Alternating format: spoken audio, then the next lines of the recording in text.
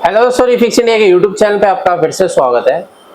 तो दोस्तों आज की वीडियो में हम बात करेंगे। हमारे पास पैनल है जो कि पांडा कंपनी का पैनल है। बेसिकली मेरे को एलजी के सेट में मिला है। तो इसके अंदर जो प्रॉब्लम है, सबसे पहले मैं आपको दिखा देता हूँ किस तरीके की दिक्कत हमारे को देखने को मिल रही है। यहाँ पे अगर हम देखेंगे तो अगर आप यहाँ पे देखेंगे तो ये जो पैनल है काफ़ी स्लोली ये हमारा वर्क कर रहा है। यानी कि अगर मैं इसको ऑफ करके ऑन करता हूँ तो मैं आपको दिखाता हूँ किस तरीके से ये हमारे को शो करता है पिक्चर। बेसिकली ये जो पैनल है अभी काफ़ी ज़्यादा रस्टेड है और रस्ट इसके अंदर बहुत सारा है।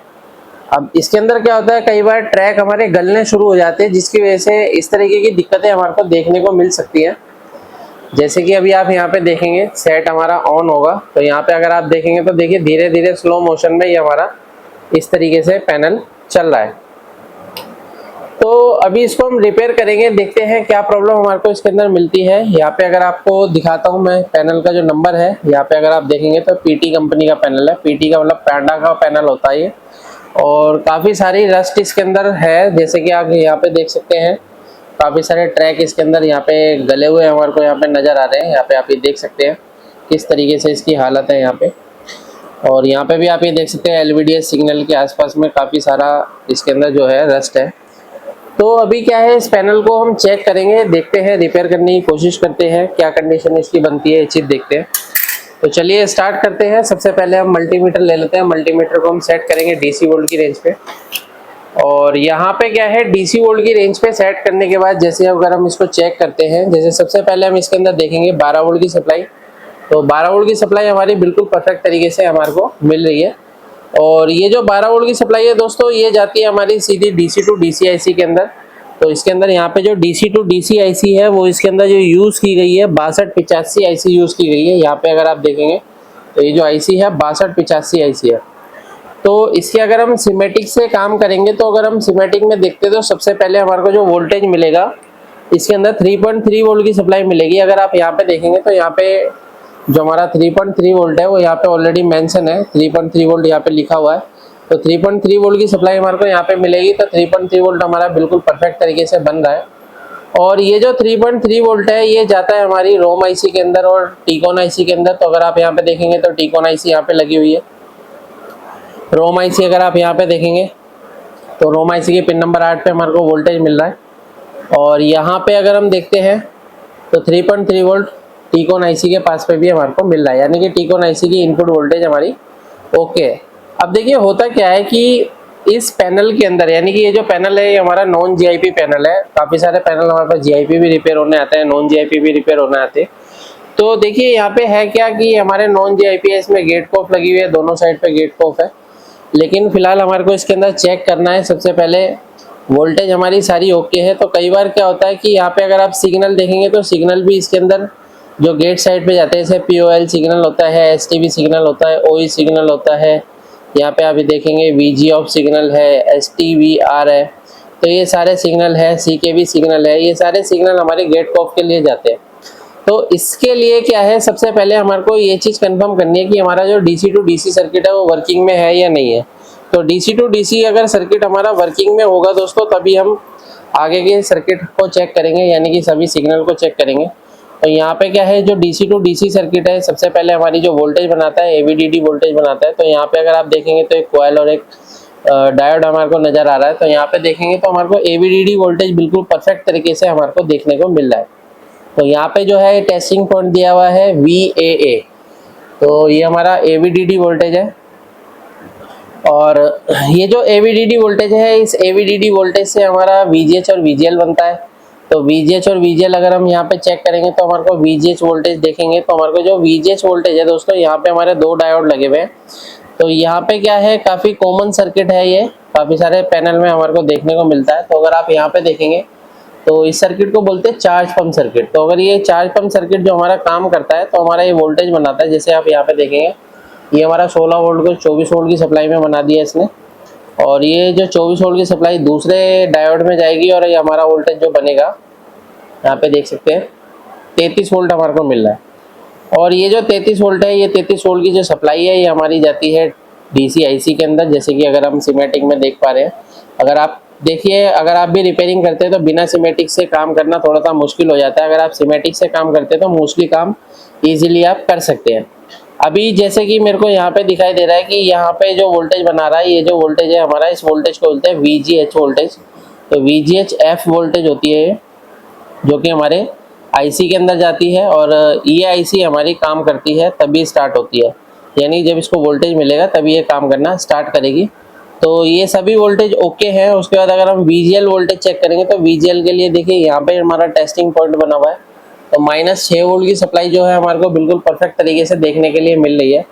तो यहाँ पे क्या है, ऑलमोस्ट सभी वोल्टेज ओके है, लेकिन फिर भी हमारे को इस तरीके की दिक्कत जो है देखने के लिए मिल रही है। तो यहाँ पे क्या है, हम आगे चेक करते हैं। तो अगर आप यहाँ पे देखेंगे तो ये सारे सिग्नल भी अगर हम चेक करते हैं तो यहाँ पे हम देख लेते हैं POL सिग्नल हमारे को 1.6 वोल्टेज मिल रहा है। यहाँ पे देखते हैं तो ये जो सिग्नल है हमारा STV सिग्नल है, तो इस पे हमारे को काफ़ी मिली वोल्ट मिल रहा है, 13 मिली वोल्ट के अराउंड। यहाँ पे अगर और आगे चेक करते हैं तो OE सिग्नल है 2.5 वोल्टेज मिल रहा है। ये आउटपुट इनेबल होता है जो कि हमारी गेट ऑफ को इनेबल करने का काम करता है। तो यहाँ पे देखेंगे VG ऑफ जो है वो हमारा 2.0 है, और STV ये भी ओके है। तो फिलहाल वोल्टेज हमारी सारी ओके है, लेकिन फिर भी हमारा पैनल जो है स्लो मोशन की कंडीशन में है। तो अभी क्या है दोस्तों कि हमारे को और एक चीज़ और चेक करनी पड़ेगी कि यहाँ से देखिए ये जो वोल्टेज होती है हमारी, ये वोल्टेज जो है हमारी आईसी की इस पिन पे जाती है, यानी कि यहाँ पे अगर हम देखेंगे तो ये जो पिन है हमारी आईसी की, तो इस पिन पे हमारे को यहाँ पे जो वोल्टेज मिलना चाहिए वो VGHF, यानी कि यहाँ पे हमारे को हाई वोल्टेज मिलना चाहिए। तो यहाँ पे थोड़ा सा हम इसको स्क्रैच करके देखेंगे, क्योंकि यहाँ पे जो वोल्टेज आनी चाहिए वो हमारे को जो मिलेगी वो VGHF वोल्टेज मिलेगी। तो इसको अगर हम देखते हैं, इसके लिए हमारे को यहाँ पे क्या है, ट्रैक को थोड़ा सा स्क्रैच करना पड़ेगा। तो यहाँ पे मैं ट्रैक को थोड़ा सा स्क्रैच कर लेता हूँ, क्योंकि ये वोल्टेज आईसी के अंदर जाती है। उसके बाद आईसी हमारी आउटपुट वोल्टेज निकालती है, जो कि हमारी गेट ऑफ आईसी के अंदर ये वोल्टेज हमारी जानी चाहिए। तो यहाँ से अगर मैं वोल्टेज चेक करता हूँ, इसको हम दोबारा से ऑन करते हैं सेट को, और फिर से अगर मैं यहाँ पे वोल्टेज चेक करता हूँ तो यहाँ पे इस पॉइंट पे हमारे को वोल्टेज चाहिए। तो ये जो पॉइंट है यहाँ पे देख लेते हैं, हमारे को जो वोल्टेज मिल रहा है ये हमारे को वोल्टेज यहाँ पे नहीं मिल रहा है यहाँ पे। तो ये जो वोल्टेज है, यानी कि ये जो VGHF वोल्टेज है, ये वोल्टेज हमारी आईसी के अंदर जानी चाहिए।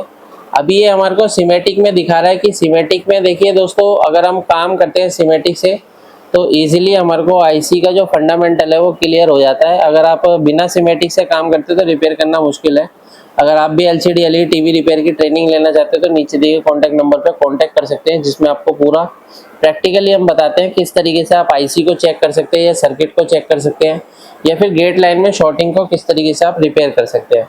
अभी जैसे कि हमारे पास ये प्रॉब्लम आ रही है, तो इसको रिपेयर करने के लिए सिमेटिक की आवश्यकता होती है।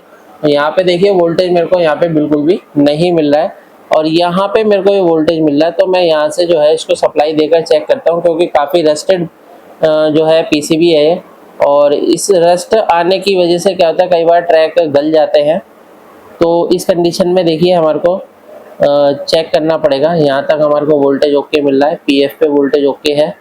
तो यहाँ से क्या है, हम एक सप्लाई देते हैं, और सप्लाई देने के बाद चेक करते हैं। तो मैं भी सेट को करता हूँ ऑफ, और ऑफ करने के बाद यहाँ पे हम देंगे थोड़ा सा पेस्ट लगा के इसको थोड़ा क्लीन करते हैं। यहाँ पे मैं इसको क्लीन कर लेता हूँ ताकि जो है प्रॉपर तरीके से हम इसके ऊपर सोल्डरिंग कर पाए। तो यहाँ पे क्या है, मुझे सोल्डरिंग करनी पड़ेगी, और सोल्डरिंग करने के लिए चाहिए होगा सोल्डर। तो यहाँ पे हम सोल्डर ले लेते हैं, और इस तरीके से पहले हम थोड़ा सा आयरन को क्लीन कर लेते हैं, ये देखिए। और यहाँ पे हमारे को थोड़ा सा इस तरीके से क्लीन करना पड़ेगा, ये यहाँ पे हमारे को क्लीन करना पड़ेगा, ताकि हम यहाँ से, अभी क्या है कि इसका अगर हम पॉइंट देखते हैं तो हमारे को इसका पॉइंट देखिए आसपास में मिलना चाहिए। यहाँ से अगर हम काम करेंगे तो शॉर्ट होने के भी चांस रहते हैं। तो मल्टीमीटर को मैं सेट कर लेता हूँ कंटिन्यूटी पॉइंट पर, और देखते हैं इस आईसी के अंदर जो पॉइंट्स, यहाँ पे देखिए VGH का जो पॉइंट है VGHF लिखा हुआ है यहाँ पे। तो इस पॉइंट पे अगर मैं यहाँ पे देखता हूँ तो देखिए यहाँ से ये ट्रैक जा रहा है,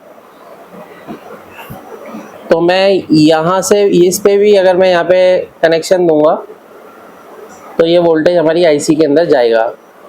तो यहाँ से अगर हम ट्राई करते हैं, क्योंकि थोड़ा सा रिस्क रहता है आईसी की तरफ सोल्डर करने के लिए, तो आप भी अगर काम करते हैं तो उस तरीके से आईसी के आसपास में सोल्डरिंग करने से बचें, ताकि आपकी आईसी सेफ रहे। तो अभी क्या है, मैं यहाँ पे थोड़ा सा सोल्डर कर लेता हूँ इस तरीके से, और यहाँ से हम लेते हैं सप्लाई। ये हमारी VGHF सप्लाई है। तो इसके लिए मेरे को चाहिए होगा एक वायर। मैं एक वायर ले लेता हूँ। वायर को हम थोड़ा सा छोटा कट करेंगे ताकि हम काम फिनिशिंग से कर पाए, क्योंकि हमारे को दोस्तों देखिए, काम अगर करना है तो फिनिशिंग से काम करना है। प्रॉपर तरीके से आप काम करेंगे तो अच्छे रिजल्ट आपको देखने को मिलेंगे। काफ़ी सारे टेक्नीशियन को प्रॉब्लम आती है पैनल को रिपेयर करने में। सोचते हैं कि हर पैनल के अंदर कटिंग करनी पड़ती है, तो दोस्तों ऐसा नहीं है। कटिंग देखिए जब करनी पड़ती है, जब हमारे GIP पैनल होते हैं या फिर कई बार हमारी गेट को शॉर्ट हो जाती है, तब हमारे को कटिंग करके ट्राई करना पड़ता है। लेकिन अभी क्या है कि हम यहाँ से इसको सप्लाई देकर चेक करते हैं। तो मैं यहाँ से क्या है, एक छोटा सा वायर लगा के और ट्राई करके देखता हूँ। देखिए ये सब चीज़ें ट्राई करने वाली चीज़ें होती हैं, तो ट्राई एक बार कर लेते हैं, उसके बाद हमारे को कंफर्म रिजल्ट का पता लगेगा क्या है। तो यहाँ से मैं इसको सप्लाई दे देता हूँ। ये देखिए, ये हमने यहाँ पे सप्लाई दे दी है। तो यहाँ से क्या है, डायरेक्ट सप्लाई हमारी आईसी के अंदर जा रही है। तो अभी क्या है, अगर हम सेट को स्टार्ट करते हैं, सेट को स्टार्ट करने के बाद अगर मैं मल्टीमीटर से फिर से वोल्टेज चेक करता हूँ, तो इस पिन पे मेरे को देखिए वोल्टेज मिलना चाहिए। देखिए यहाँ पे जो वोल्टेज आ रही है, देखिए 33 वोल्ट की सप्लाई मेरी आ गई है। और अभी जो आप पैनल की आप कंडीशन देखेंगे, तो पैनल की कंडीशन बिल्कुल ओके हो चुकी है। यहाँ पे आप ये देखेंगे, बिल्कुल हमारा जो इसका एनिमेशन है बहुत बढ़िया तरीके से चल रहा है। पहले जो था यहाँ पे हमारे को स्लो मोशन में देखने के लिए मिल रहा था, लेकिन अभी जो है हमारे को बिल्कुल परफेक्ट तरीके से मिल रहा है। यहाँ पे आप ये देख सकते हैं। तो ये चीज़ जो पॉसिबल होती है रिपेयर करना, ये पॉसिबल होता है सिमेटिक के द्वारा। अगर बिना सिमेटिक से काम करना की कोशिश करेंगे तो कई बार आईसी हमारी शॉर्ट भी हो सकती है। गलत पिन पे जंपर मार दिया, गलत पिन पे सप्लाई दे दी, तो पैनल हमारा डेड भी हो सकता है।